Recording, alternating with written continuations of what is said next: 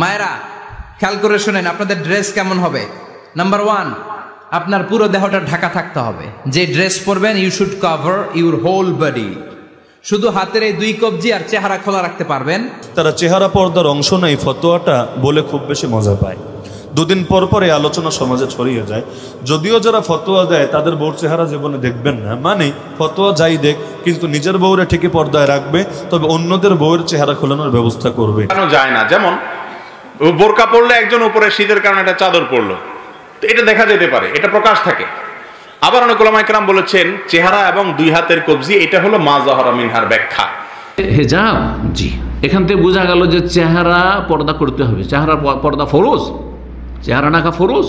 যারা মোস্তাহাব বলেছে তাদের ইজতিহাদের ভুল। হযরত আবু বকর আম্মাজানের অনুমতি নিয়ে প্রবেশ করলেন। প্রশ্ন হলো আপনাদের মনে মনে, হুজুর অনুমতি কি দরকার, মেয়ের ঘরে ঢুকবে? হ্যাঁ, হাদিসের পরের অংশে আছে ওয়ান্নিসাউ হাওলা, নবীর বিবিগণ তখন নবীর লাশের পাশে ছিল। যেহেতু অন্য বিবিরা আবু বকরের সাথে পর্দা করতে হবে, তাই আবু বকর ঘরের বাহির থেকে অনুমতি চাইছে। আসসালামু আলাইকুম ওয়া রাহমাতুল্লাহি ওয়া বারাকাতুহু। প্রিয় ভাই ও বোনেরা, আমার এই নতুন চ্যানেল লাইটস অফ ইসলাম ULTDBতে আপনাদেরকে অনেক স্বাগতম। আশা করি আপনারা সকলেই ভালো আছেন এবং যারা চ্যানেলটিকে সাবস্ক্রাইব করেছেন তাদেরকে অনেক ধন্যবাদ, এবং যারা সাবস্ক্রাইব করেন নাই তাদেরকে অনুরোধ করতেছি আপনারাও এই চ্যানেলটাকে সাবস্ক্রাইব করে নেবেন, কারণ আমার প্রথম চ্যানেলটা হয়তোবা ডিলিট হয়ে যেতে পারে। আমি সেখানে একটা ভিডিও আপলোড করেছিলাম যে ইসরাইল আনায়াতুল্লাহ আব্বাসির একটা ভিডিও আপলোড করেছিলাম। সেই ভিডিও আপলোড করার পর আমার এই চ্যানেল মনিটাইজেশন অফ করে দেওয়া হয়েছে। কোনো মনিটাইজেশন হবে না, ওপেন হবে না, এবং এটাতে কোনো অ্যাডও চালানো যাবে না, এবং হয়তো বা কিছুদিনের মধ্যে আমার এই চ্যানেলটাকে ডিলিটও করে দেওয়া হয়ে যেতে পারে। এই চ্যানেল আমি একটা ভিডিও আপলোড করেছিলাম, হামাস ইসরায়েলিদের আতঙ্ক এবার রক্ষা নেই, আব্বাসি লেকচার, এরকম একটি ভিডিও আপলোড করেছিলাম। সেই ভিডিও আপলোড করার পর আমার এই চ্যানেলটাকে সাসপেন্ড করে দেওয়া, আমার এই চ্যানেলের মনিটাইজেশনকে সাসপেন্ড করা দিয়ে দেওয়া হয়েছে। বন্ধুগণ, আজকে আমরা দেখব যে এনায়েতুল্লাহ, আজকে আমরা দেখব নারীর পর্দার বিধান নিয়ে কিছু কথা, কিছু ওয়াজ, কিছু লেকচার, কিছু বক্তব্য। অনেক স্কলাররা কি বলেন নারীর পর্দার বিষয় নিয়ে, বিশেষ করে নারীরা কীরকম পর্দা করবে এবং নারীরা পর্দা করতে গিয়ে মুখ ঢাকাটা কতটুকু জরুরি, সে বিষয়ের উপর আমাদের লেকচার রয়েছে। ডক্টর মিজানুর রহমান আব্বাসি, শেখ আহমদুল্লাহ সাহেব, আলী হাসান উসামা এবং ডক্টর মতিউর রহমান মাদানী সাহেব। আসুন আমরা প্রথমে ডক্টর মিজানুর রহমান আজহারি সাহেবের বক্তব্যটা একটু দেখার চেষ্টা করি। ইসলাম একটা ড্রেস কোড দিয়েছে, 4টা নিয়ম মেনে যদি নারীরা ড্রেস পরে যে কোনো ড্রেস পরতে পারবে, কবুল করে নেবে কে? মায়েরা খেয়াল করে শুনেন, আপনাদের ড্রেস কেমন হবে। নাম্বার 1, আপনার পুরো দেহটা ঢাকা থাকতে হবে। যে ড্রেস পরবেন you should cover your whole body. শুধু হাতের এই 2 কবজি আর চেহারা খোলা রাখতে পারবেন, তবে চেহারা ঢেকে রাখা উত্তম। একজন মহিলা বোরকা পরছে কিন্তু চেহারা খোলা, তার হেজাব হয় নাই, পর্দা হয় নাই, এটা বলা যাবে? কিন্তু উত্তম হচ্ছে চেহারা ঢেকে রাখা, কারণ চেহারা সৌন্দর্যের রাজধানী। Face is the capital of beauty, ঠিক কিনা? চেহারা দেখলাম তো সব বোঝা গেল, ঠিক কিনা? কেমন মাধুর্যতা আছে, দেখতে কেমন সুন্দরী কিনা সব বোঝা যায়। এজন্য চেহারাটাও ঢেকে রাখবেন, চোখটা খোলা রাখবেন। বিশ্বনবীর স্ত্রী উম্মে সালামা বলে, দেখার জন্য আমার 2 চোখের দরকার নাই, লাগবে 1 চোখ। উনি আরেক চোখের মধ্যে আরেক কাপড় দিয়ে রাখতেন, এমনি তাকাইতেন।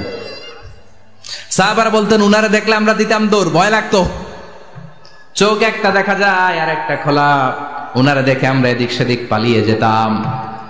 আবার অনেক মহিলারা পা ঢাকে না, পা কিন্তু পর্দার অন্তর্ভুক্ত। সব সময় মেয়েরা পা মোজা পরে বেরোতে হবে, পা দেখানো যাবে না। হাদিসে এসেছে শুধু হাত এতটুকু, পা কিন্তু পর্দার অন্তর্ভুক্ত। উম্মে সালামা বললেন, ইয়া রাসূলুল্লাহ, আমরা তো হাঁটতে গেলে অনেক সময় পা দেখা যায়। বিষ্ণু বললেন, তাই? তাহলে 1 বিঘত নিচ দিয়ে কাপড় বাড়াও।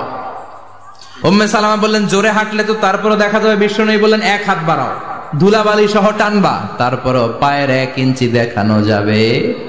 তাহলে ড্রেস কোডের প্রথম নিয়ম হচ্ছে পুরো দেহ ঢাকবেন। 2 নম্বরের নিয়ম, পোশাক ঢিলে ঢালা হবে না টাইট ফিটিং? আর জোরে বলেন। আছি আমরা কোন জামানায়, লাজ শরম গেছে হারায়, পাতলা শাড়ির বাহার, পাখি ড্রেস লেহেঙ্গা, পোশাক দেখে নারীর লাজে মরে যাই। হায় হায়, আছি আমরা কোন জামানায়, লাজ শরম গেছে হারায়, ঠিক কিনা? লাজ শরমের বালাই নেই।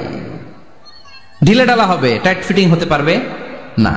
মোটা কাপড়ের হবে, এরকম মোটা হবে, মোটা কাপড়, কিচ্ছু দেখা যায় না, বাইনোকুলার দিয়েও দেখা যাবে না। আবার ঢিলে ঢালা আছে না নাই? আমরা পুরুষরা যে এটা পরি, এটা দিয়ে 3 মহিলার কাপড় হয়, ঠিক কিনা? কাপড় পরতে চায় না তারা, ওদের পোশাক আমরা নিয়ে নিচ্ছি। তার মানে ঢিলে ঢালা হবে, মোটা কাপড়ের হবে, টাইট ফিটিং হতে পারবে, আবার পুরুষদের পোশাক হতে পারবে। এই 4টা নিয়ম মেনে যে যেই ধরনের পোশাক পরেন, চাদর পরেন সমস্যা নাই, শাড়ি পরেন সমস্যা নাই, ব্লাউজ পরলে ফুল হাতা পরবেন সমস্যা নাই, মেক্সি পরলেও সমস্যা নাই, বোরকা পরলেও সমস্যা নাই, কিন্তু পোশাকটা শালীন পোশাক হতে হবে। কি পোশাক? সবাই বলেন শালীন পোশাক। পুরুষদের পোশাক পরা যাবে না, কারণ বিশ্বনবী লানত করেছেন ওই নারীদেরকে যেই নারীরা পুরুষদের মতো সাজতে চায়। এরকম আছে না নাই? দেখলে বোঝা যায় না কোনটা ছেলে কোনটা মেয়ে, আছে না নাই? এক লোক, একটা গল্প শোনাই আপনাদের। এক লোক এক বাগানে গিয়েছে, যে দেখে বাগানে কিছু ছেলে মেয়ে খেলাধুলা করে, কিন্তু ছেলে মেয়েদের পোশাক দেখে বোঝার উপায় নাই কোনটা ছেলে কোনটা মেয়ে। শুনতেছেন?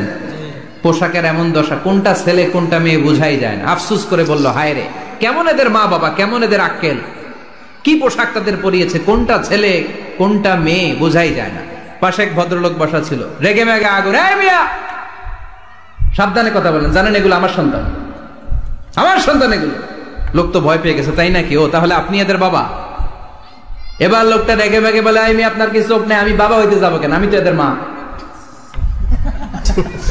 তার মানে কোনটা ছেলে কোনটা মেয়ে যেমনি বোঝা যায় না, কোনটা বাবা কোনটা মা এটাও বোঝা যায় না। ডক্টর মিজানুর রহমান আজহারী সাহেবের বক্তব্য শুনলেন পর্দার বিধান নিয়ে। আসুন আমরা এবার মেয়েদের পর্দার বিষয় নিয়ে শেখ আহমদুল্লাহ সাহেবের সংক্ষিপ্ত একটি বক্তব্য রয়েছে, আসুন আমরা তা শোনার চেষ্টা করি এবং বোঝার চেষ্টা করি। সূরা নূর আয়াত নম্বর 31। সূরা নূর একটা সূরার নাম, আয়াত নম্বর কত বলছি? 31। এই আয়াতে আল্লাহ রাব্বুল আলামিন বলেছেন, ওয়ালা ইউবদিনা যিনাতাহুন্না ইল্লা মা যাহারা মিনহা। মহিলারা তাদের শরীরের সকল সৌন্দর্য এটাকে ঢেকে রাখবে, এটাকে প্রকাশ করবে না, ইল্লা মা যাহারা মিনহা, তবে যেটা এমনি প্রকাশিত থাকে সেটার কথা ভিন্ন। এই ইল্লা মা যাহারা মিনহা এটার ব্যাখ্যায় মুফাসসিরদের নানা রকমের মত আছে। ইমাম ইবনে কাসির রাহিমাহুল্লাহ তার থেকে একটা মত বর্ণিত হয়েছে, আব্দুল্লাহ মাসউদ রাদিয়াল্লাহু থেকে আরেকটা বর্ণিত হয়েছে, আরো অনেক মত আছে। এই মতগুলোর ভিতরে একটা মত হলো এই যে মা যাহারা মিনহার অর্থ হলো যে পর্দা করার পরেও যেটা প্রকাশ থাকে, লুকানো যায় না। যেমন বোরকা পরলে একজন উপরে শীতের কারণে একটা চাদর পরলো, তো এটা দেখা যেতে পারে, এটা প্রকাশ থাকে। আবার অনেক উলামায়ে কেরাম বলেছেন চেহারা এবং 2 হাতের কবজি এটা হলো মা যাহারা মিনহার ব্যাখ্যা। তো এই ক্ষেত্রে কোনো আলেমেরই দ্বিমত নাই, যদি কোনো নারী তার শরীরের কোনো অংশ যেটা না খুললে নয়, চেহারা এবং 2 হাতের কবজির কথা বলা হচ্ছে, যারা এটাকে খোলাকে জায়েজ বলেন তারাও বলেন যদি ফিতনার আশঙ্কা থাকে তাহলে সেটা খোলা জায়েজ নাই। আর আজকাল এমন একটা সময় আমরা আসছি, মানুষ তো মানুষ, পশুর হাসে পর্যন্ত, পশু পর্যন্ত মানুষ থেকে নিরাপদে থাকতে পারে না। মানুষের যৌন জুলুম এবং অত্যাচারের শিকার হয়ে যায়, পশুর চাইতে অদম হয়ে গেছে মানুষ। শিশুরা পর্যন্ত নিরাপদে থাকে না, বৃদ্ধরা পর্যন্ত নিরাপদে থাকে না, বোরকা পরেও নিরাপদে সবসময় থাকা যায় না। সেখানে যত বেশি উন্মুক্ত থাকবে তত বেশি তাদেরকে নিয়ে মানুষ বাজে চিন্তা করবে, জেনা করবে। মুসলিম নারী সম্ভ্রান্ত, তার মধ্যে আত্মসম্মান বোধ থাকবে যে আমাকে নিয়ে মানুষ বাজে চিন্তা করবে, এটা আমার সম্মানহানি, মনে মনে আমাকে জেনা করবে, এই সুযোগ কোন সম্ভ্রান্ত নারী, কোন মুসলিম নারী কখনো দিতে পারে না।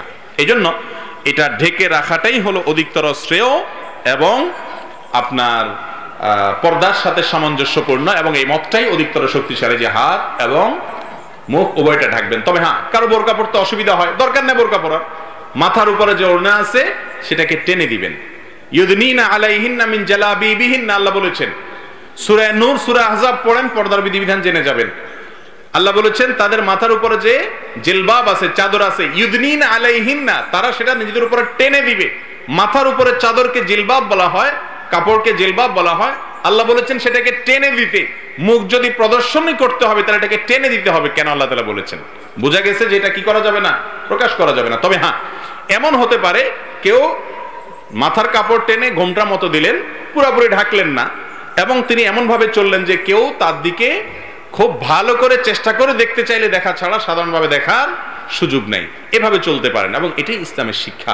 ঘুরে ফিরে গোটা বিশ্বের মানুষকে আল্লাহর আদেশ এবং নিষেধের মধ্যেই আসতে হবে, এছাড়া কোনো উপায় না। তসলিমা নাসরিনের সম্ভবত কোন একটা বইতে পড়েছিলাম যে উনি বলেছেন যে যখন বিপদে পড়ে তিনি পলায়ন করার ব্যবস্থা নিচ্ছিলেন, পলায়ন করার উপায় নেই, পাবলিক দেখলে বিপদ হয়ে যেতে পারে, সেজন্য একজন একটা বোরকা এনে দিছে যে বোরকা পরো, এছাড়া উপায় নেই, বোরকা ছাড়া উপায় নেই।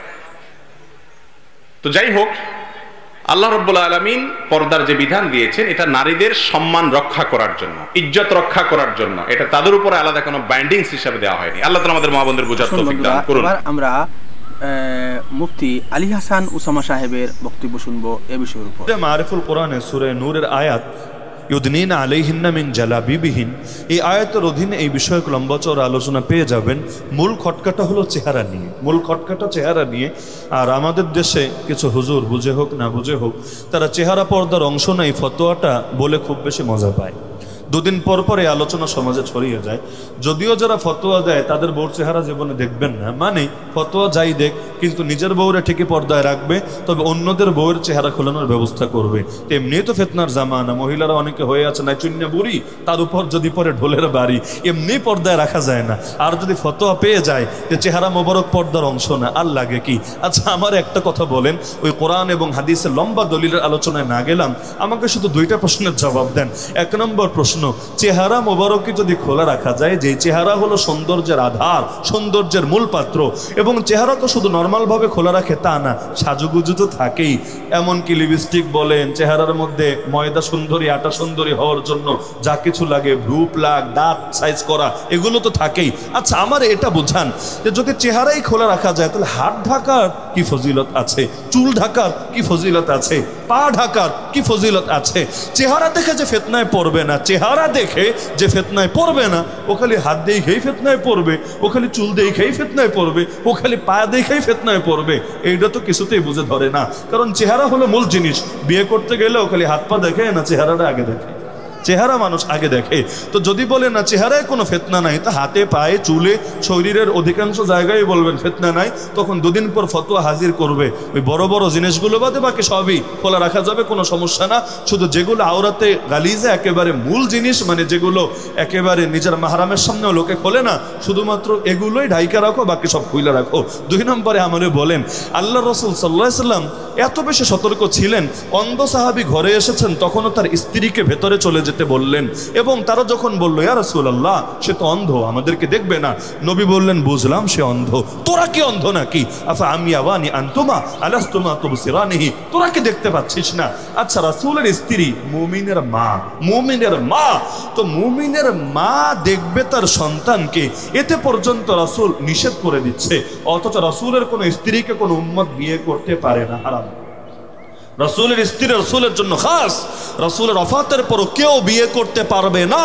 তারা দুনিয়াতে রাসূলের স্ত্রী, আখিরাতে রাসূলের স্ত্রী।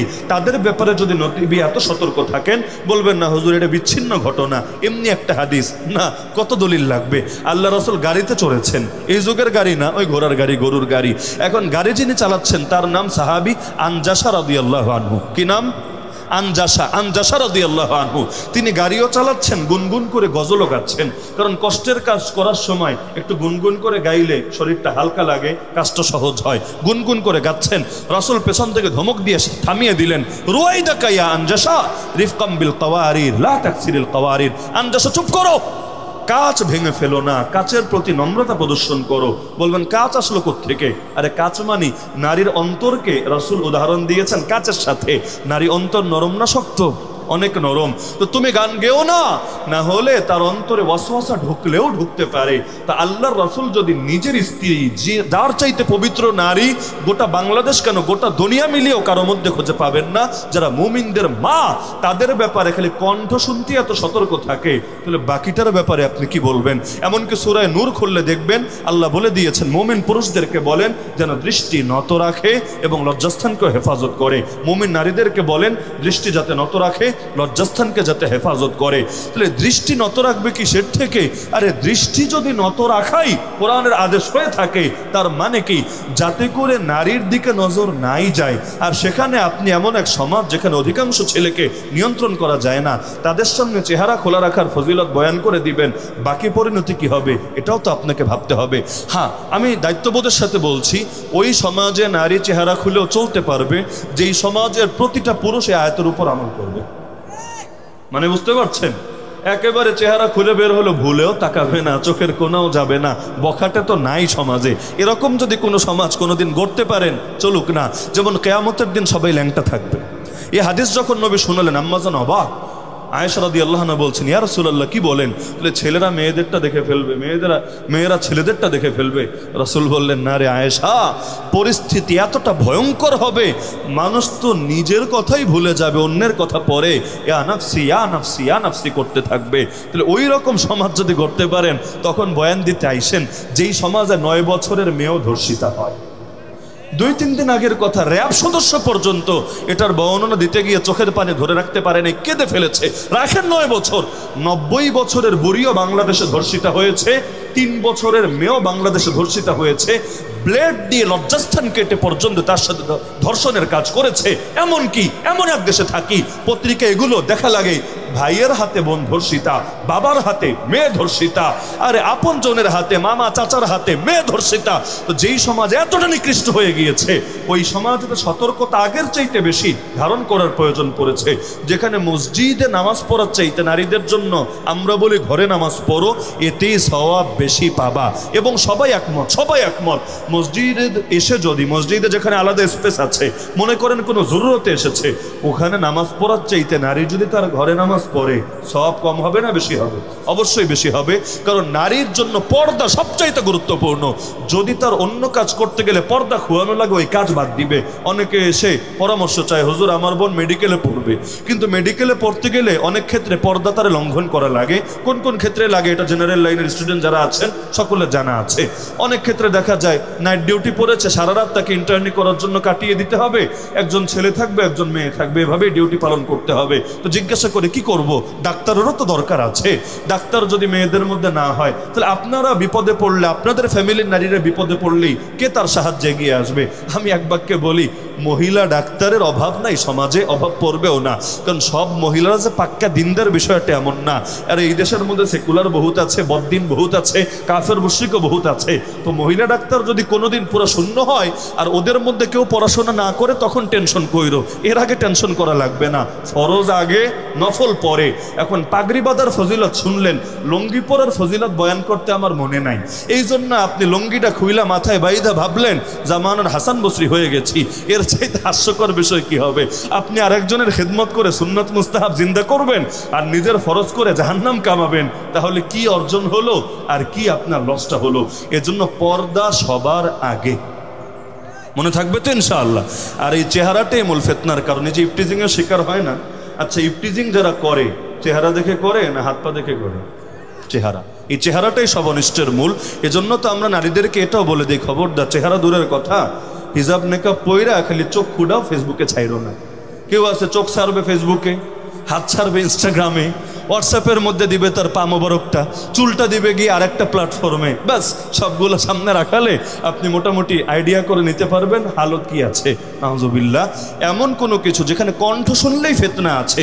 কোরআনে আল্লাহ ডেকে ডেকে বলছেন নবীর স্ত্রীদেরকে, সফট ভয়েসে কথা বলবা না পরপুরুষের সাথে। সফট ভয়েস বুঝেন তো? নারীদের কণ্ঠ তো এমনি কোমল, সফট ভয়েসে পরপুরুষের সাথে কথা বলবা না, তাহলে কি হবে? ফায়াতমা আল্লাযী ফি কলবিহি মারাদ, যাদের অন্তরে শাহওয়াত আছে ওদের ভেতরে গুনাহের খেয়াল চলে আসবে। তো নবীর স্ত্রীদের জন্য সফট ভয়েসে কথা বলেই যদি নিষেধ থাকে, সেখানে চেহারা দেখানোর বিধান কি হবে? আচ্ছা, দেবরকে মরণ, এটা বলারই বা কি অর্থ? দেবরের থেকে যদি নিজের আড়াল রাখা লাগে, সেখানে চিনি না জানি না একজনের সামনে চেহারা খুলে দেব, সে কোন নজরে তাকাবে এটাও তো আপনি জানেন না। আপনার এই চেহারা দেখে কত খারাপ ফিল নিচ্ছে এবং কত খারাপ চিন্তা ভাবনা করছে এটাও তো আপনি কল্পনা করতে পারেন না। সুতরাং ফতোয়া খালি শিখলেই হয় না, কোন প্রেক্ষাপটে কি বলতে হয় কমন সেন্সও থাকা লাগে। তো শুধু ইখতিলাফের অজুহাত দিয়েন না হুজুর অমুক অমুক কিতাবে তো এই বিষয়ে ইখতিলাফ আছে, না রে পাগলা, এটা শর্ত বর্ণনা করা আছে। যে কয়েকজন হাতে গোনা ব্যক্তি, যে কয়েকজন হাতে গোনা আলেম পূর্ব যুগেও বলেছে যে নারীদের চেহারা পর্দার অংশ না, তারা অনেকগুলো শর্ত লাগিয়েছে। 1 নম্বর লাগিয়েছে যদি ফিতনার আশঙ্কা না থাকে, 2 নম্বর লাগিয়েছে চেহারায় কোনো মেকআপ থাকতে পারবে না, আলাদা কোনো সৌন্দর্য থাকতে পারবে না, ভ্রু বলেন অথবা ঠোঁট বলেন অথবা গাল মুখ কোনো কিছুকে আলাদা সজ্জিত করতে পারবে না, স্বাভাবিক। তো এইরকম যে শর্তগুলো তারা দিয়েছেন সবগুলো আমি টানছি না, ওই শর্তগুলো বাংলাদেশে আপনি জীবনে খুঁজে পাবেন না। তো শর্ত না পাওয়া গেলে বিধান থাকে কেমনে? উযু নাই, তায়াম্মুম নাই, নামাজ পড়বেন কেমনে? ইযা ফাতা শারত ফাতাল মাশরুত। শর্ত না পাওয়া গেলে বিধানও থাকে না, বিধানও চেঞ্জ হয়ে যায়। সুতরাং এই দেশে এই শর্তগুলো আপনি মিলাতে পারবেন না। আর অধিকাংশ আলেমরা যেহেতু এ ব্যাপারে চেহারা পর্দার অংশ এ কথাই বলেছেন যে আয়াত আমি বললাম ইউদনিনা আলাইহিন্না মিন জালাবিবিহিন এর আলোকে, সুতরাং এটা নিয়ে অন্তরে কোনো দ্বিধা রাখবেন না। তবে তাফসিরে মারিফুল কোরআন নাম শোনেন নাই? বড়টা 8 খণ্ডের যেটা একটা শর্ট ভার্সন পাওয়া যায় ওটা না, 8 খণ্ডের যেটা, ওখানে আমার অনুরোধ থাকবে মা বোনেরা এবং যে ভাইয়েরাও আছেন সূরা নূরের পারলে পুরো তাফসিরটা পড়ে ফেলেন। একটা সূরা 114টার মধ্যে মাত্র একটা সূরা, খুব বেশি কষ্ট হবে না।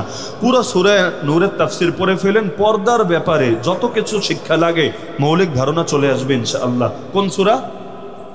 কয় নম্বর পারায়? 18 নম্বর পারা। 18 নম্বর পারা কোন সূরা? সূরা নূর। কোন তাফসির বললাম? তাফসিরে মারিফুল কোরআন। হ্যাঁ, একমাত্র এটা থেকেই পড়তে হবে জরুরি না, এটা থেকে প্রথমে পড়েন, তারপরেও 10টা 20টা তাফসির প্রয়োজনে দেখেন, সমস্যা নাই। ইনশাআল্লাহ আপনারা পর্দা রিলেটেড মাসালাগুলো সমাধান পেয়ে যাবেন। আল্লাহ সবাইয়ের বোঝার তৌফিক দান করুন। সবাই দরুদ শরীফ পাঠ করুন। তো বন্ধুগণ, আপনারা এখানে মুফতি আলী হাসান ওসামা সাহেবের সুন্দর উদাহরণ দিয়ে হাদিস দিয়ে পর্দার বিধানকে আপনাদের সামনে বোঝানোর চেষ্টা করেছেন। আশা করি আপনারা আলী হাসান ওসামা সাহেবের বক্তব্যটা খুব ধৈর্য সহকারে শুনেছেন। বন্ধুগণ, আসুন আমরা এবার ডক্টর মতিউর রহমান মাদানী এই বিষয়ের উপর, নারীর পর্দার বিষয়ের উপর কি বক্তব্য রাখেন আসুন আমরা। হিজাব, জি, এখান থেকে বোঝা গেল যে চেহারা পর্দা করতে হবে, চেহারা পর্দা ফরজ, চেহারা ঢাকা ফরজ। যারা মুস্তাহাব বলেছে তাদের ইজতিহাদের ভুল, জি। আর মুস্তাহাব যদি মানে এই নয় যে খুলে বেড়াও, এটাও নয়। যারা মুস্তাহাব বলেছেন সেটা ভালো বলেছেন, কিন্তু না, এটাই যথেষ্ট নাই, এই ফতোয়া যথেষ্ট নাই। বরং সহি ফতোয়া এবং অধিকাংশ আইম্মা ইকরামদের ফতোয়া, ওলামা ইকরামদের ফতোয়া এবং সালাফদের আমল ছিল, এবং সালাফদের মেয়েদের মা বোনদের আমল ছিল যে তারা একটি চোখ খুলে, তখন তার এত পাতলা কাপড় ছিল না যে সামনে ঝুলিয়ে দেখতে পাবে, এত মোটা কাপড়ের সামনে ঝুলে কিছু দেখা যাবে না, সেজন্য তো ইউবদিনা আইনান ওয়াহিদা, একটি চোখ খুলে চলাফেরা করতেন। পর্দা অত্যন্ত জরুরি, লজ্জা শরম অত্যন্ত জরুরি, আর বেহায়া বেপর্দা হওয়া হচ্ছে হারাম, এটি হচ্ছে অশ্লীলতা। এইরকম পর্দা করলে ফায়দা কি হবে? আল্লাহ বলছেন যালিকা আদনা ইউরাফনা, এতে চেনা যাবে যে এরা দিনদার আল্লাহ ভীরু মহিলা, এরা ভালো মানুষ, ভালো পরিবারের। এখানে কোন রকমের তাল খাটানো যাবে না, চেনা যাবে। ফালা ইউজাইন, সুতরাং তাদেরকে উত্ত্যক্ত করা হবে না, কেউ কষ্ট দেওয়ার সাহস করবে না, তাদেরকে কেউ উত্ত্যক্ত করার সাহস করবে না, তাদের সাথে কেউ খারাপ এমন কোন রকমের কথা বলবে অথবা কোন রকমের আচরণ করবে, এই সাহসই করবে না, সাহসই করবে না। বাস্তবে দেখবেন পর্দানাশীল মহিলা রাস্তা দিয়ে যাচ্ছে, কোনো শয়তান প্রকৃতির মানুষ তার সাথে সাহস করবে না, জি। দূরে পারে যদি যেতে হয় এই জন্য মাহরাম সাথে নিয়ে যেতে হবে, একা চলাফেরা করা যাবে না, কারণ সেখানেও নিরাপদ না যদি একা চলাফেরা করেন। কিন্তু এমনি আশেপাশে আছেন আর জনগণ সবাই চলাফেরা করছে, এমন নয় যে নির্জনে, এমন নির্জনে একা একা চলবে রাতের অন্ধকারে, তো ধর্ষিত হইতে পারে, ভালো মানুষও হইতে পারে, সেটাও খেয়াল রাখতে হবে। বন্ধুগণ, আপনারা এতক্ষণ দেখলেন ডক্টর মতিউর রহমান মাদানী সাহেবের বক্তব্য। আসুন এবার আমরা নারীর পর্দার বিধান সম্পর্কে মুফতি আরিফ বিন হাবিব সাহেবের মুখ থেকে একটু বিস্তারিতভাবে আমরা শোনার চেষ্টা করব। আশা করি যারা আরিফ বিন হাবিব সাহেবের সম্পূর্ণ বক্তব্যটা শুনবেন তখন আপনারা বুঝতে পারবেন নারীর পর্দা কতটুকু প্রয়োজন এবং নারীর পর্দা না করলে নারী কতটুকু গুনাহগার হয় এবং তার স্বামী এবং বাবা মা কতটুকু গুনাহগার হয়। আসুন আমরা তার আরিফ বিন হাবিব সাহেবের মুখ থেকে শোনার চেষ্টা করি। রাসূলুল্লাহ সাল্লাল্লাহু আলাইহি সাল্লাম ইন্তেকাল করছে, দালাইলুন নবুওয়াহ ইমাম বাইহাকি আনছেন। তো রসুল ইন্তেকাল করার পর আবু বকর সিদ্দিক কিন্তু পাশে ছিলেন না, জানেননি আপনারা, আলেমরা জানেন, সাধারণ জনগণ জানেন না। নবী যেদিন ইন্তেকাল করছেন নবীর আশেপাশে আবু বকর সিদ্দিক ছিলেন না। সুনহ নামক একটা জায়গা, সেখানে ছিলেন তিনি। ইন্তেকালের সংবাদ শুই না তাড়াতাড়ি আসছে মদিনায়। মদিনায় আসার পর আম্মাজান আয়েশা সিদ্দিকা তো তার ঘরে, আর আপনারা জানেন এবং জেনে থাকার কথা, না জানলে এখন জানেন, নবীজি আম্মাজান আয়েশা সিদ্দিকা রাদিয়াল্লাহু তাআলা আনহার ঘরে এবং আম্মাজানের রানের উপরে শেষ নিঃশ্বাস ত্যাগ করেছেন। তো আবু বকর সিদ্দিক আসছে, এটা আম্মাজানের ঘর মনে করেন, আম্মাজানের ঘরের দরজা, ভিতরে রাসূল সাল্লাল্লাহু আলাইহি ওয়াসাল্লাম শুয়ে আছেন, রাসূল ইন্তেকাল করছেন। আম্মাজান আয়েশা সিদ্দিকা সম্পর্কে আবু বকর সিদ্দিকের কন্যা, তো মেয়ের ঘরে ঢুকতে গিয়ে অনুমতি লাগেনি, খুব বুঝেন। ফাস্তাজানা আবু বকরিন ফি বাইতি ইবনাতিহি আয়েশা, আবু বকর সিদ্দিক তার কন্যা আয়েশার ঘরে ঢুকার অনুমতি চাইলেন। কেন চাইলেন? আচ্ছা শোনেন, কেন চাইলেন অনুমতি? তো আবু বকর সিদ্দিক অনুমতি চাওয়ার পর ফাআজিনাত লাহু, আম্মাজান আয়েশা অনুমতি দিবেন, আব্বা আসতে পারেন। কথা হলো মেয়ের কাছে বাপ অনুমতি চাইলো কেন? হাদিসটা শোনেন তাহলে সহজে বুঝবেন, আমি বলাও লাগবে না। ওয়া রাসূলুল্লাহ সাল্লাল্লাহু আলাইহি সাল্লাম ক্বাদ তুওয়াফিয়া আলা ফিরাশিহা, আম্মাজান আয়েশার ঘরেই তার বিছানাতে আল্লাহ রাসূল ইন্তেকাল করলেন। ইন্তেকালের পর রাসূলের দেহ মোবারকটা আম্মাজান আয়েশার ঘরে বিছানার উপর আছে। হযরত আবু বকর আম্মাজানের অনুমতি নিয়ে প্রবেশ করলেন। প্রশ্ন হলো আপনাদের মনে মনে, হুজুর অনুমতি কি দরকার, মেয়ের ঘরে ঢুকবে? হ্যাঁ, হাদিসের পরের অংশে আছে ওয়ান নিসাউ হাওলা, নবীর বিবিগণ তখন নবীর লাশের পাশে ছিল। যেহেতু অন্য বিবিরা আবু বকরের সাথে পর্দা করতে হবে, তাই আবু বকর ঘরের বাহির থেকে অনুমতি চাইছে। বুঝছেন নি কথাটা? তো মুখ ঢাকা লাগবে নি। তো যেই মাত্র আবু বকর ঢুকছে, এবার হাদিসটা শুনেন। ফাস্তাতারনা মিন আবি বকরিন, সমস্ত বিবিগণ, নবীর সমস্ত বিবিগণ আবু বকরের থেকে পর্দা করে তাড়াতাড়ি নিজেদেরকে আড়ালে নিলেন। ইল্লা মা কানা মিন আয়েশা, আয়েশা ছাড়া, কারণ আয়েশা তো কন্যা, অন্যরা তো নবীর বিবি, আর আয়েশা নবীর বিবি ঠিক, কিন্তু আবু বকরের কন্যা। কন্যা হওয়ার কারণে আয়েশা মুখ ঢাকে নাই, অন্য বিবিরা পর্দা ফরজ হওয়ার কারণে আবু বকর ঢুকার আগে আগে তাড়াতাড়ি নিজেদেরকে আড়ালে নিয়ে পর্দার আড়ালে চলে যায়। মুখ ঢাকা লাগবে নি? আচ্ছা, এবার আমরা বুখারী শরীফের আরেকটা বর্ণনা শুনি, 4141 নম্বর হাদিস। এই হাদিসটা তো একদম স্পষ্ট। এই হাদিসটা, শুধু এই হাদিসটা দিয়ে আমার একটা ওয়াজ আছে, আপনারা মিলিয়নের উপরে দেখলাম দেখছে এটা, ওই যে পর্দা নিয়ে একটা ওয়াজ আছে, আম্মাজানকে মিথ্যা একটা ঘটনায় ফাঁসাইতে চাইছে মুনাফিকরা, হ্যাঁ, একটা মিথ্যা ঘটনায়। তো ওখানে পুরো হাদিসটা বলছি, আজকে পুরো হাদিসটা বলবো না, হাদিসের সামান্য একটু অংশ বলবো, একটু মনে রাখেন। হাদিসটা হলো সহিহ বুখারী 4141 নম্বর হাদিস। সহজে মনে রাখতে গেলে 4141 কত হয়? 4141, আরে 4141, 4141, 4141, এই তো 4141। এই হাদিসের মধ্যে আছে লম্বা হাদিস।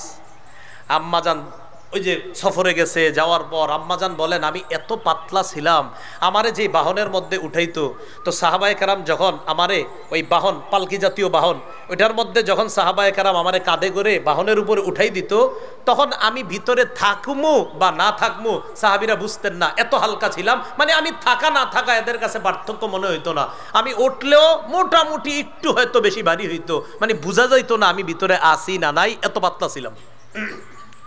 তো আম্মাজান বলেন, আমি ভিতরে আসছি, বসে রইছি, সাহাবায়ে কেরাম একটু পরে আমার বাহন উঠাইয়া দিবে, মানে আমার পালকি যেটার মধ্যে আমি হাউদা, ওটার মধ্যে বসি, যেটা ছোট্ট একটা ঘরের মতো, ওটার ভিতরে বসবো, আর ওটা বাহনের উপর উঠাইয়া দিবে। ইতিমধ্যে আমি দেখি আমার গলার হাড়টা নাই, হাড় খুঁজতে গেলাম, সাহাবায়ে কেরাম ইতিমধ্যে আইছে আম্মাজানের ওই ছোট্ট ঘরের মতো যেটা বাহনের উপরে উঠাবে, এটা তারা উঠাইয়া দিবে বাহনে। তো মনে করছে আম্মাজান তো ভিতরে আছে, আর আম্মাজান আগেই বলছে আমি পাতলা হওয়ার কারণে এরা বুঝতো না আমি আসি না নাই। তো সবাই উঠাই দিছে, হ্যাঁ হ্যাঁ আম্মাজান আছে, চলো চলো চলো চলো, বাস চলে গেছে সব। তো সবাই যখন চলে গেছে, আম্মাজান একা পড়ে গেছে। হার উনি পেয়ে যখন আসতেছে ওই বাহনের কাছে, সাথীদের কাছে, আয়েশা দেখে কেউ নাই। আপনাদের প্রশ্ন হইতে পারে, হুজুর হার খুঁজতে কোথায় গেছে? একটু আগে আম্মাজান প্রয়োজন পুরা করার জন্য দূরে গিয়েছিলেন, তো উনি ভাবলেন না জানি ওখানে হাড়টা পড়ে গেছে কিনা, এই জন্য আবার ওখানে গেছে। আয়েশা দেখে সবাই চলে গেছে। ইতিমধ্যে রাসূলের একজন সাহাবী, তিনি সেখানে ছিলেন, নাম সফওয়ান ইবনুল মুআত্তাল। তো এই সফওয়ান ইবনুল মুআত্তাল রাদিয়াল্লাহু তাআলা আন, তিনি সেখানে ছিলেন। কোন কোন হাদিসের ব্যাখ্যাকারক লেখছেন তার একটু ঘুম বেশি ছিল, এই ঘুম বেশি হওয়ার কারণে উনি ঘুমায় গেছে, উঠতে দেখে সব চলে গেছে, তো উনি আবার রওনা করছে। কেউ এটা লেখছেন, আবার কেউ লেখছেন অন্যরা ঘোড়া চালায়া আপনার আগে আগে জোরটুক দূরে যাইতে পারে, উনি অনেক পরে রওনা কইরাও ঘোড়া চালায়া তাদেরকে ধরে ফেলতে পারে, সমস্যা হয় না ওনার। তো উনি যখন আপনার রওনা করবে ভোরের দিকে, আপনার ইতিমধ্যে মদিনায় মুনাফিকরা গিয়া রটায়া দিছে, আয়েশা কোথায়? আসে নাই। আর কে আসে নাই? নবীর এক সাহাবী আসে নাই। নাউজুবিল্লাহ পড়েন, আবার পড়েন নাউজুবিল্লাহ, আবার নাউজুবিল্লাহ। মুনাফিকরা ছড়ায়া দিল, কয় নিশ্চিত আয়েশা আর সফওয়ানের মাঝে নাউজুবিল্লাহ কোনো সম্পর্ক আছে। কেন আসে নাই? নবীজি অনেক পেরেশানিতে ছিল এই বিষয়টা নিয়ে। যাই হোক, তো আমরা এদিকে যাব না। আপনারা জানেন আম্মা জানের পবিত্রতা বর্ণনা করে আল্লাহ কোরআনে 10টা আয়াত নাজিল করছে। তো সেদিকে আমরা আলোচ্য বিষয় না, আমাদের শুধু এই জায়গাটা। আম্মাজান বলেন সফওয়ান যখন আমারে দেখছে, আমার কাছে আসছে, আমার ছায়া দেখে আমারে চিনতে পারছে। আরফানি, আমারে চিনছে, হিনা রাআনি। দেখেন সফওয়ান আমারে দেখেই চিনতে পারছে আমি যে আয়েশা। প্রশ্ন আসবে আমারও মাথায়, আপনাদেরও মাথায়, হুজুর সফওয়ান বুঝলো কেমনে এটা যে আয়েশা? তিনি তো পর্দানশীল নারী, তিনি তো পর্দানশীল নারী। একজন পর্দানশীল নারীরে কিভাবে বুঝে তিনি যে আম্মাজান আয়েশা? এটা যে আপনাকে মাথায় আসবে, এটা আম্মাজান আয়েশাও জানতেন। এর লিগে আম্মাজান আয়েশা নিজেই জবাব দিয়ে দিয়েছেন, শোনো দুনিয়ার মুমিনরা, তোমাদের মাথায় আসতে পারে আম্মাজান সফওয়ান আপনাকে দেখে চিনলো কিভাবে আপনি যে আয়েশা? আম্মাজান বলেন ওয়াকানা ক্বাদ ইয়ারানি ক্বাবলা আইয়ুদরাবা আলাইয়াল হিজাব। পর্দার বিধান নাজিল হওয়ার আগে সফওয়ান আমাকে দেখেছিল, তাই আজকে দেখেই চিনতে পারছে আমি যে আয়েশা। আমারে দেখা চিনতে পারছে আমি আয়েশা। আমি আয়েশা আজকে নতুন করে দেখছে এমন না, সফওয়ান পর্দার বিধান নাজিলের আগে আমারে দেখছে, তাই আজকে দেখে চিনতে পারছে আমি আয়েশা। এখন আপনাদের প্রশ্ন, হুজুর তাহলে কি হইল? আম্মাজান বলেন আমি যেই মাত্র সফওয়ানকে দেখছি, সফওয়ান ইন্না লিল্লাহি ওয়া ইন্না ইলাইহি রাজিউন পড়ছে আমারে দেইখা, মানে আমি যেন উঠি। যেই মাত্র সফওয়ানকে দেখছি, খাম্মারতু ওয়াজহি বিল জিলবাব, আমি তাড়াতাড়ি খাম্মারতু ওয়াজহি, আমার চেহারা ঢাকলাম, বিল জিলবাব, চাদর দ্বারা। কি ঢাকলাম? জোরে কি ডাকলাম? চেহারা কিন্তু ডাকছে, চেহারা না পর্দা না, খাম্মারতু ঢাকলাম, ওয়াজহি চেহারা, বিল জিলবাব পর্দা দ্বারা। তো চেহারা কেন ডাকছে? সহিহ বুখারী 4141 নম্বর হাদিস। আম্মাজান বলেন আমি উঠলাম, যেই মাত্র সফওয়ানকে দেখলাম, খাম্মারতু ওয়াজহি, আমি আমার চেহারা ডাকলাম, বিল জিলবাব পর্দা দ্বারা, চাদর দ্বারা। তাহলে সবাই বুঝে থাকলে বলেন পর্দা করা লাগবে? চেহারা সহ না চেহারা সারা? আল্লাহ আমাদেরকে বুঝার তৌফিক দান করেন। এখন আমরা মুসনাদে আহমদের একটা হাদিস শুনবো, 1784 নম্বর হাদিস। এই হাদিসের মধ্যে আসছে আব্বাস ইবনে আব্দুল মুত্তালিব রাদিয়াল্লাহু তাআলা আন, নবীজির চাচা আব্বাস বলেন দাখালতু আলা রাসূলিল্লাহি সাল্লাল্লাহু আলাইহি ওয়াসাল্লাম ওয়া নিসাউহু ইনদা ফাস্তাতারনা মিন্নি ইল্লা মাইমুনা। আব্বাস রাদিয়াল্লাহু তাআলা আনহু বলেন আমি রাসূলুল্লাহ সাল্লাল্লাহু আলাইহি সাল্লামের দরবারে প্রবেশ করলাম, নবীর কাছে তখন তার বিবিগণ ছিলেন। যেই মাত্র আমি প্রবেশ করলাম, তার সব বিবিরা পর্দার আড়ালে চলে গেল, তারা সবাই পর্দা করে ফেললো, মাইমুনা ছাড়া। কে ছাড়া? নবীর বিবি মাইমুনা রাদিয়াল্লাহু তাআলা আনহা ছাড়া সবাই আমার সাথে পর্দা করলো। মাইমুনা কেন করলেন না? মাইমুনা রাদিয়াল্লাহু তাআলা আনহা দুধ সম্পর্কীয় তার সম্পর্কে, এই জন্য তিনি পর্দা করেন নাই, অন্যরা করছে। সোজা হিসাব, যার পর্দা লাগে নাই তিনি করে নাই, যাদের পর্দা লাগছে তারা সাথে সাথে চেহারা ঢেকে ফেলছে। তিনি বলছেন মাইমুনা করেন নাই। মুহাদ্দিসিন একরাম লিখে দিয়েছে, শোনো মাইমুনা কেন করে নাই? দুধ সম্পর্কের সম্পর্কীয় ছিল আব্বাসের সাথে, তাই মাইমুনার সাথে তার পর্দা করা লাগে নাই। কথা বুঝছেন নি? তাহলে চেহারা ডাকতে হবে নি? আচ্ছা, এবার আমরা একটা বর্ণনা শুনি আবু দাউদ শরীফের 2057 নম্বর হাদিস। আম্মাজান আয়েশা সিদ্দিকা রাদিয়াল্লাহু তাআলা আনহার বর্ণনা, তিনি বলেন দাখলা আলাইয়া আফলাহ ইবনু আবিল কুআইস, আমার কাছে আফলাহ নামে এক ব্যক্তি প্রবেশ করছে। নামটা মনে রাখেন, আফলাহ। কি নাম? আফলাহ। আম্মাজান আয়েশা বলেন আমার ঘরে আফলাহ প্রবেশ করার পর ফাস্তাতারতু মিনহু, আমি তাড়াতাড়ি পর্দার আড়ালে চলে গেলাম। আফলা আমাকে পর্দার উপাস থেকে বলতেছে আতাস্তাতিরিনা মিন্নি ওয়া আনা আম্মুকি, আয়েশা তুমি আমার সাথে পর্দা করো কেন? আমি তো তোমার চাচা। আয়েশা তুমি আমার সাথে পর্দা করো কেন? আমি তো তোমার চাচা। আম্মাজান আয়েশা বললেন পর্দার আড়াল থেকে, আইনা মিন আইনা, আমনে আমার চাচা লাগেন কেমনে? তখন ওই আফলা জবাব দিলেন শোনো আয়েশা, আরদাআত কি ইমরাআতু আখি, আমার ভাইয়ের বিবি তোমাকে দুধ পান করিয়েছে, সেই হিসাবে আমার ভাই তোমার দুধ বাবা, আমি তোমার দুধ চাচা। বুঝেন নাই? আবার শোনেন, আমার ভাইয়ের বিবি তোমাকে দুধ পান করিয়েছে, তো ভাইয়ের বিবি যদি দুধ পান করায় ভাই কি হবে সম্পর্কে? দুধ বাপ। আর আমি তোমার দুধ চাচা। আম্মাজান আয়েশা জবাব দেয়, ইন্নামা আরদাআতনিল মারআহ ওয়া লাম ইউরদি'নির রাজুল, আমারে মহিলা দুধ খাওয়াইছে, পুরুষ তো খাওয়ায় নাই। আম্মাজান তখন এই মাসালা জানতেন না, উনি ওনার মতো জবাব দিস। ফাদাখালা আলাইয়া রাসূলুল্লাহি সাল্লাল্লাহু আলাইহি ওয়াসাল্লাম, আল্লাহ নবী আসছে বাসায়। আসার পর ফাহাদ্দাসতুহু, আমি আল্লাহ নবীকে পুরা বিষয়টা জানাইলাম। নবী জানার পর বললেন, আয়েশা ইন্নাহু আম্মুকি, আয়েশা হ্যাঁ আফলা তোমার চাচা আসলেই। সুবহানাল্লাহ। ফাল্যালি জালাইকি, আয়েশা সে তোমার কাছে প্রবেশ করলে সমস্যা নাই, কারণ সে তোমার দুধ চাচা। বংশীয় কারণে যেই মাসালা আসে, বংশীয় কারণে যেই বিধান আসে আয়েশা, দুধের কারণেও ওই বিধান আসে। যেহেতু সে তোমার দুধ চাচা, তোমার কাছে আসলে কোনো সমস্যা নাই। বাকি এখান থেকে আমরা বুঝলাম যেটা, আম্মাজান পর্দার আড়ালে কেন গেলেন? উনি পর্দার আড়ালে কেন? কারণ উনি মনে করছেন তিনি একজন অপরিচিত মানুষ, আমি তার সাথে পর্দা করতে হবে। ইবনে হাজার আসকালানি ফাথুল বারিতে লেখছেন, এই হাদিস দ্বারা প্রমাণ হয় উজুবু ইহতিজাবিল মারআ মিনার রিজালিল আজানিব, অপরিচিত মানুষ কেউ আসলে হোক সে চাচা, চাচা হওয়ার পরেও পর্দা করে ফেলছে আম্মাজান আয়েশা, কারণ আম্মাজান জানতেন না তিনি আমার দুধ চাচা। ইবনে হাজার কয় এখান থেকেই তো প্রমাণ হয় চেহারা যে রাখতে হবে। তাহলে চেহারা কি ঢাকা লাগবে না লাগবে না? আল্লাহ আমাদেরকে বুঝার তৌফিক দান করেন। এবার আমরা আরেকটা বর্ণনা শুনি সহিহ বুখারীর 4328 নম্বর হাদিস।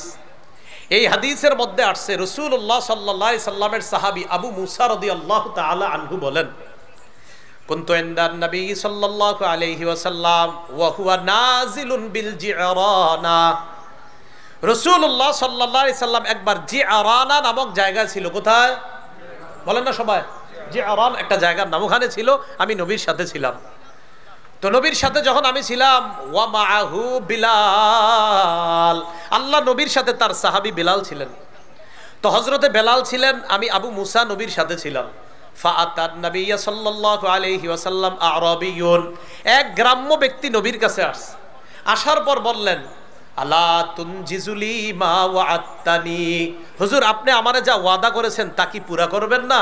নবীজি তাকে বললেন, আবশির, তুমি সুসংবাদ গ্রহণ করো। সুবহানাল্লাহ। এখন গ্রাম্য ব্যক্তিকে নবীজি যখন বললেন তুমি সুসংবাদ গ্রহণ করো, গ্রাম্য ব্যক্তি জবাবে বলে, কদ আকসারতা আলাইয়া মিন আন আবশির, হুজুর আপনি খালি আমার এখন সুসংবাদ গ্রহণ করো, সুসংবাদ গ্রহণ করো। সুসংবাদটা কি? এটাই তো কর না। ওই বেটা নবীজির এটা বলে ফেলছে। তখন নবীজি কি করলেন? নবীজি সাল্লাল্লাহু আলাইহি সাল্লাম আকবালা আলা আবি মুসা ওয়া বেলাল কাহাইআতিল গদবান, নবী রাগ হইয়া হযরত বেলাল এবং আবু মুসার দিকে ফিরলেন। ফেরার পর তাদেরকে বললেন, রদ্দা বুশরা, ওই গ্রাম্য ব্যক্তি সুসংবাদ প্রত্যাখ্যান করেছে। ফাকবালা, তোমরা দুইজন সুসংবাদ গ্রহণ করো। আবশিরা, তোমরা দুইজন সুসংবাদ গ্রহণ করো। বেলাল আর আবু মুসা কয়, কবিলনা, হুজুর আমরা আপনার সুসংবাদ গ্রহণ করলাম। এরপরে রসুল কি করলেন? দা বিকদাহিন, একটা পানির পাত্র চাইলেন। পানির পাত্র আনার পর ফাগসালা ইয়াদাইহি ওয়া ওয়াজহাহু ফিহি, রসুল তার দুই হাত মুবারক আর চেহারা মুবারক ওই পাত্রে ধুইলেন। ওয়া মাজ্জা, কুলি করলেন। করার পর নবীজি তার দুই সাহাবী আবু মুসা আর বেলালকে, মনে রেখেন আমরা কিন্তু আলোচনা করতেছি চেহারা ডাকতে হবে। হাদিস ভালো করে না শুনলে বুঝবেন না এখানে চেহারার লগে এই হাদিসের সম্পর্ক কি। হ্যাঁ একটু পরে বুঝবেন সম্পর্ক আসেনি।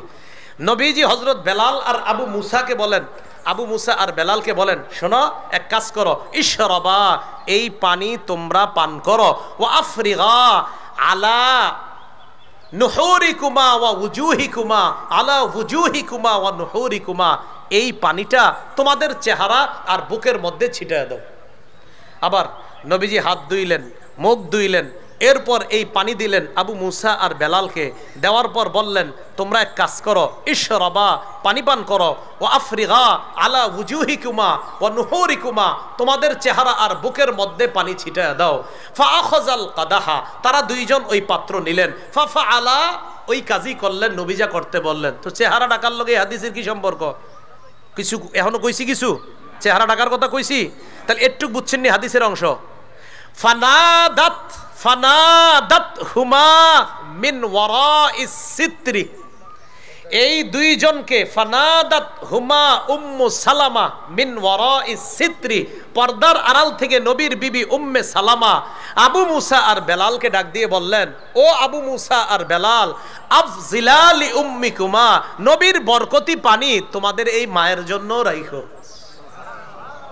কোত্থেকে বলছে? তো মার লগে পর্দা করে কেন?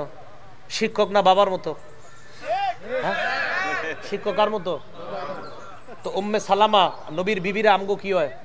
তো মা পর্দার আড়াল থেকে ছেলেদেরকে বলতেছে কেন? তাহলে সব মা আপন মানা, সব বাপ আপন বাপ না। আপন বাপের লগে পর্দা লাগে না, আর এমনে বাপের লগে পর্দা লাগে। কি কথা বুঝে আসছেনি? আল্লাহ বুঝার তৌফিক দান করেন, আল্লাহ অবুঝদেরকে বুঝার তৌফিক দান করেন। তো উম্মে সালামা বললেন, আফজিলা লি উম্মিকুমা মিন ওয়ারাইস সিত্রি নাদাতহুমা, পর্দার আড়াল থেকে ফানাদাতহু উম্মু সালামা, পর্দার আড়াল থেকে ডাক দিলেন, ও বেলাল আবু মুসা, আফজিলা লি উম্মিকুমা, তোমাদের এই মায়ের জন্য কিছু বাণী রাখো এখান থেকে। তারা দুইজন বলেন, আমরাও ঠিক তাই করলাম, আমরা আম্মাজান উম্মে সালামার জন্য ওই পানি থেকে কিছু অংশ রেখে দিলাম। তাহলে পর্দা করা লাগবে কিনা বলেন? চেহারা ঢাকা লাগবে কিনা? আলোচ্য আয়াতগুলা আর যে হাদিসগুলা আমরা আলোচ্য বিষয় থেকে জানলাম, এই আয়াত আর হাদিসগুলা কি প্রমাণ করে? নারীদের শরীর পর্দার মধ্যে যে থাকবে, এটা চেহারা সহ না চেহারা ছাড়া? এবার আমরা মুসনাদে আহমদের একটা হাদিস জানবো। মায়া বিয়ে করানোর জন্য ছেলেরে মেয়ে দেখাইনি আমরা? না, আরে মেয়ে বিয়ে করার জন্য ছেলে মেয়ে দেখে কিনা? আচ্ছা, তো এরকম একটা হাদিস জানলে কেমন হয়? ভালো হয় কিনা? আচ্ছা, মুসনাদে আহমদ 5 নম্বর খণ্ড 424 নম্বর পৃষ্ঠা রাসূলুল্লাহ সাল্লাল্লাহু আলাইহি সাল্লাম বলেন, ইদা খাতাবা আহাদুকুম ইমরাআ, তোমাদের কেউ যখন কোনো নারীকে বিয়ের প্রস্তাব দেয়, প্রস্তাব দেওয়ার পর কথা পাকাপাকি যখন হবে, হ্যাঁ আমাদের মেয়েটাকে দেখতে আসতে পারেন। আবার তোমাদের কেউ যখন কোনো নারীকে বিয়ের প্রস্তাব দেয়, দেওয়ার পর ফালা জুনাহা আলাইহি আইয়ানজুরা ইলাইহা, ওই ছেলের জন্য প্রস্তাবকৃত মেয়েটাকে দেখা কোনো গুনাহ না। এবার উল্টাটা কোন তো?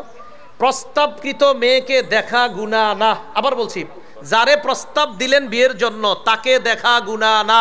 তাহলে বিপরীত দিকে যদি প্রস্তাব দেওয়া না সারা রাস্তাঘাটে দেখেন, রাসূল বলছেন তোমাদের কেউ যদি কোনো নারীকে বিয়ের প্রস্তাব দেয়, ফালা জুনাহা আলাইহি আইয়ানজুরা ইলাইহা, তাকে দেখা ওই ছেলেটার জন্য গুনাহ না। নবী বলে দিয়েছেন কেন? কারণ সে তো বিয়ে করার জন্য প্রস্তাব দিয়েছে, তাই কিছু সময়ের জন্য তাকে দেখা যায়। এখন তার কোন অংশটা দেখে ছেলে গিয়ে? কয়েকজন চুপ রয়েছে, মনে হয় ওনারা চেহারা ছাড়া কি দেখে? কি দেখে? দাউদে জাহেরি, হ্যাঁ কি দেখে?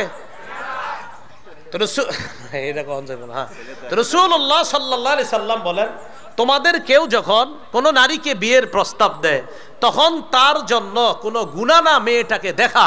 তার মানে প্রস্তাব ছাড়া মেয়েটাকে দেখা গুনাহ, প্রস্তাব দিলে কিছু সময়ের জন্য দেখা যেহেতু জায়েজ, অন্য সময় তাকে দেখা গুনাহ। তো অন্য সময় একটা মেয়ে রাস্তাঘাটে চললে সাধারণত কোন অংশের দিকে পুরুষদের নজর যায়? চেহারা। অতএব চেহারা ঢাকতে হবে। রাসূলুল্লাহ সাল্লাল্লাহু আলাইহি সাল্লাম স্পষ্ট বললেন, তোমাদের কেউ কোনো নারীকে বিয়ের প্রস্তাব যদি দেয়, সেই নারীকে দেখলে গুনাহ নাই। তাহলে বোঝা যায় প্রস্তাব ছাড়া রাস্তাঘাটে এখানে সেখানে কোনো মেয়ে যার সাথে পর্দা করা ফরজ, তার চেহারার দিকে তাকানো পুরুষের জন্য হারাম। আলোচ্য বিষয় থেকে আমরা বুঝলাম কোরআনের আয়াত আর হাদিসগুলা প্রমাণ করে নারীরা পর্দা করবে চেহারা সহ না চেহারা ছাড়া? খুব মনোযোগ সহকারে বুঝবো। সূরা নিসার 1 নম্বর আয়াত, নারী পুরুষ 2 শ্রেণী। সূরা আহজাব 36 নম্বর আয়াত, নারী পুরুষ মুমিনরা ওয়াদাবদ্ধ, আল্লাহ আপনার কথাও মানবো, নবীর কথাও মানবো। সূরা আহজাব 33 নম্বর আয়াত, আল্লাহ বলছে নারীরা তোমরা ঘরে থাকো। সূরা আহজাব 59 নম্বর আয়াত, আল্লাহ বলছেন নারীরা যখন ঘর থেকে বের হবে তখন তারা পর্দা করে বের হতে হবে। ইবনে আব্বাস বলছেন এর পর্দার অর্থ হলো চেহারাটা মাথার উপর থেকে ঢাকবে। সূরা নিসা 53 নম্বর আয়াত, আল্লাহ বলছেন তোমরা মাদের কাছে, নবীর বিবিদের কাছে কিছু চাইলে পর্দার আড়াল থেকে তোমরা চাও। সূরা নূরের 31 নম্বর আয়াত, আল্লাহ বলেছেন নারীরা যেন বক্ষ গ্রীবা দেশে তাদের পর্দা করে। সূরা নূরের 31 নম্বর আয়াত, আল্লাহ বলছেন তারা যেন তাদের সৌন্দর্য প্রদর্শন না করে, হ্যাঁ এমনি প্রদর্শন হয় যেটা, সেটা হলো তাদের কাপড়। সূরা নূরের 31 নম্বর আয়াত, আল্লাহ বলেন নারীরা যেন তাদের পা সজোরে নিক্ষেপ না করে, এতে তাদের গোপন অঙ্গ প্রদর্শন হওয়ার সম্ভাবনা। এখান থেকে প্রমাণ হয় তারা কিছু প্রদর্শন করতে পারবে না। সহিহ বুখারী 4758 নম্বর হাদিস, আম্মাজান বলেন নারীরা পর্দা কাপড় ছিঁড়ে নগদ পর্দা করেছেন। বাইহাকি 7 নম্বর খণ্ড 117 নম্বর পৃষ্ঠা। রসুল ইন্তেকালের পর ওই সময়ও নারীদের মাথায় আছে যে পর্দা করতে হবে। নবীর বিবিরা ঘরে আছে, আব্বুর বিবিদের সাথে আম্মাজান আয়েশাও ছিলেন। আবু বকর সিদ্দিক বাহির থেকে কয়, আয়েশা আমি কি আসতে পারি? তখন আম্মাজান অনুমতি দিলেন, জি আব্বা আসেন। কখন? যখন নবীর অন্য বিবিরা পর্দা করেছেন তখন। এখান থেকে বোঝা যায় পর্দা করতে হবে। সহিহ বুখারী 4141 নম্বর হাদিস। আম্মাজান হার হারিয়ে ফেললেন, এক সাহাবী আসছে, ইন্না লিল্লাহ পড়ছে, সাথে সাথে উইঠা নিজের চেহারাটা ঢাইকা নিছে। এখান থেকে বোঝা যায় চেহারা ডাকতে হবে। সহিহ বুখারী হাদিস নাম্বার 4328 নম্বর হাদিস। রসুল সাল্লাল্লাহু আলাইহি ওয়াসাল্লাম একবার বললেন আবু মুসা আর বেলালকে সুসংবাদ গ্রহণ করো। লম্বা আলোচনার শেষে উম্মে সালামা পর্দার আড়াল থেকে কয়, ইয়া রসুল আল্লাহ, হে বেলাল আর আবু মুসা, তোমরা তোমাদের এই মায়ের জন্য বরকতি পানি রেখে দিও। আবু দাউদ শরীফের 2057 নম্বর হাদিস। আম্মাজান আয়েশা কয়, আমার কাছে দুধ চাচা আসছে। আমি কই, না আপনি আমার কিসের চাচা? নবী আয়েশা কইছে, হ্যাঁ সে তোমার দুধ চাচা। এই বিষয়গুলা থেকে আমাদের কাছে স্পষ্ট। ও মুসনাদে আহমদ 5 নম্বর খণ্ড 424 নম্বর পৃষ্ঠা। তোমাদের কেউ কোনো মেয়ের বিয়ের প্রস্তাব দিলে তারে দেখতে পারবে, বোঝা গেল সে ছাড়া অন্য যারা আছে ওই মেয়েদের চেহারা দেখা যাবে না। সবগুলা প্রমাণ করে ইনসাফের সাথে ভদ্রতার সাথে বলছি আমরা, পর্দার অর্থ হলো চেহারা সহ নারীরা ঢিলে ঢালা পোশাক পরে তারা পর্দা করবে। এটাকেই শরীয়ী পর্দা বলা হয়। এটাকে কি বলা হয়? শরীয়ী পর্দা। আল্লাহ আমাদের সকলকে যে কথাগুলা শুনলাম বললাম, এই কথাগুলা বুঝে শুনে অন্যদের কাছে প্রচার করার তৌফিক দান করেন। সুবহানাল্লাহি ওয়া বিহামদিহি, সুবহানাকাল্লাহুম্মা ওয়া বিহামদিকা। তো বন্ধুগণ, আপনাদেরকে অসংখ্য ধন্যবাদ সম্পূর্ণ ভিডিওটি দেখার জন্য। খুব সুন্দরভাবে আমাদের মুফতি আরিফ বিন হাবিব সাহেব যে বিষয়বস্তু আলোচনা করেছেন, আশা করি আপনারা সকলে এই বিষয়গুলো ভালোভাবে বুঝতে পেরেছেন যে পর্দা বিধান বা পর্দা করাটা কতটুকু প্রয়োজন এবং পর্দা করতে হলে নারীদের কি কি জিনিস দেখে রাখতে হয় এবং পুরুষদের জন্য কীরকম পর্দা করা দরকার রয়েছে, প্রয়োজন রয়েছে, তাও আমরা ভালোভাবে বুঝতে পারলাম। এখানে আপনাদের শেখ আহমদুল্লাহ, ডক্টর মতিউর রহমান মদনী, আলী হাসান উসামা সাহেব যেরকম বক্তব্য রাখলেন, আশা করি আপনারা পর্দার বিষয় নিয়ে আর কোনো বিভ্রান্তি আপনাদের মধ্যে থাকবে না। বন্ধুগণ, চ্যানেলে আজকে আমার এই ভিডিওতে যারা ক্লিক করেছেন, অনুগ্রহ করে আমার এই চ্যানেলটাকে সাবস্ক্রাইব করবেন যাতে আমি আর সুন্দর সুন্দর ভিডিও আপনাদেরকে উপস্থাপন করতে পারি। ধন্যবাদ। আসসালামু আলাইকুম ওয়া রাহমাতুল্লাহি ওয়া বারাকাতুহু।